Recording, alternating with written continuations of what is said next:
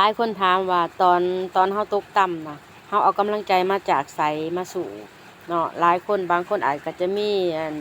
กำลังใจจากครอบครัวแรงผลักดันจากลูกแรงผลักดันจากคนที่เฮาฮักเนาะเป้าหมายที่เฮาต้องการอยากเฮ็ดเนี่ยแล้วที่สำคัญที่สุดนะพี่น้องที่สำคัญที่สุดเนี่ยสำหรับตัวของแม่บุญเพ็งเองเนี่ยแรงผลักดันก็คือจากลูกเนาะจากลูกอันที่หนึ่งอันที่สองมากก็คือเฮาเฮาลอง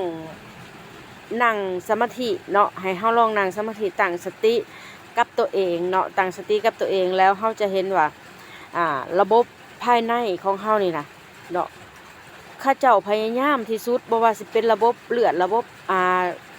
ตับระบบทุกสิ่งทุกอย่างข้าเจ้าเฮ็ดเวียกหนักได้เพื่อให้เฮาได้มีชีวิตอยู่และมันก็เฮ็ดให้เฮามีกำลังใจในการที่จะสู้ต่อแล้วบ่ต้องไปสรุปคือ